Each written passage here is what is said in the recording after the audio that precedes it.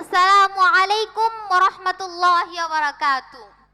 I am Jannatul Firdaus Mim. I am studying in class 7 and also studying Sharhabaka Jamaat. Alhamdulillah, Alhamdulillah Rabbil Alameen, wa salatu wa salamu ala ashrafil anbiya wal mursaleen, wa ala alihi wa ashabihi ajma'in, amma ba'd. Fa'udhu billahi minash shaitanir rajim. বিসমিল্লাহির রহমানির রহিম।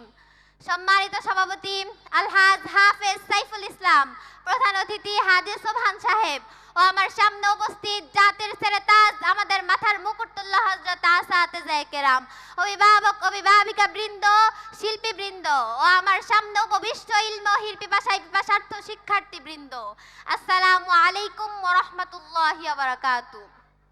প্রথমেই আমি আমাদের মাদ্রাসার কর্তৃপক্ষের প্রতি আন্তরিক কৃতজ্ঞতা প্রকাশ করছি, কারণ তারা আজকের এই অনুষ্ঠানে আমাকে কিছু সংক্ষিপ্ত বক্তব্য দেওয়ার মতো সুযোগ করে দিয়েছেন এবং আমি আপনাদের সকলের প্রতি কৃতজ্ঞতা জানাচ্ছি।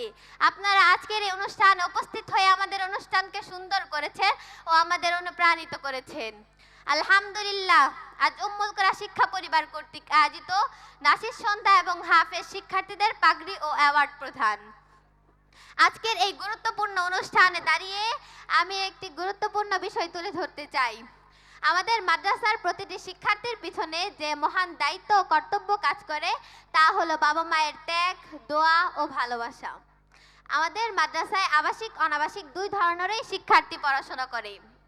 আবাসিকদের কথা আলাদা করেই বলতে হয়, কারণ একজন বাবা মা যখন তার সন্তানকে দূরে পাঠান তখন তার বুকের ভেতর কতটা কষ্ট জমা থাকে তা ভাষায় প্রকাশ করা বড় কঠিন। তারা জানেন তারা দূর থেকে তাদের সন্তানের যত্ন করতে পারবে না, একসাথে বসে খাবার খেতে পারবে না, এমনকি তাদের পড়াশোনায় নজর রাখতে পারবে না।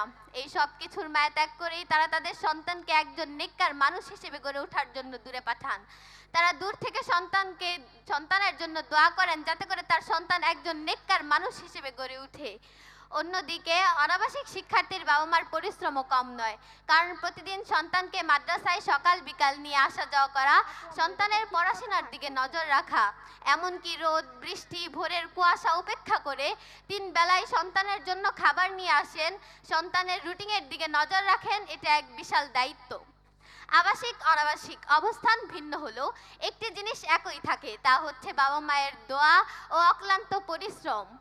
বাবারা হয়তো কখনো বলেও না, কখনো দেখায়ও না তারা সকাল থেকে রাত পর্যন্ত কতটা পরিশ্রম করে, কতটা কষ্ট সহ্য করে।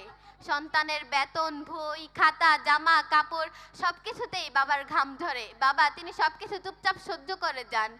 এমনকি বাবারা নিজের প্রয়োজনও ভুলে যান সন্তানের জন্য, যাতে করে সন্তানের পথে কোনো বাধা না আসে, তার সন্তান যেন কোরআনের আলোয় আলোকিত হয়, একজন নেককার মানুষ হিসেবে গড়ে ওঠে।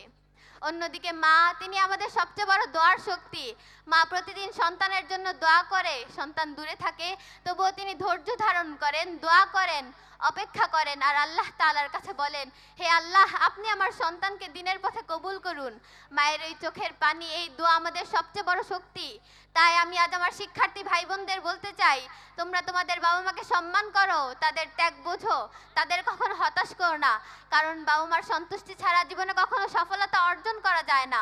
তুমি তোমার লক্ষ্যে পৌঁছাতে পারবে না যদি তোমার বাবা মা তোমার উপর সন্তুষ্টি না থাকে। সবশেষে মহান আল্লাহ তাআলার কাছে দোয়া করি, যারা আমাদের জীবন গড়তে এতটা পরিশ্রম করেছেন, মহান আল্লাহ তাআলা যেন তাদের সুস্থতা এবং দীর্ঘায়িত জীবন দান করেন। আমাদের বাবা মা আল্লাহ তাআলা যেন তাদের সুখ শান্তি এবং জান্নাতুল ফেরদাউস দান করেন।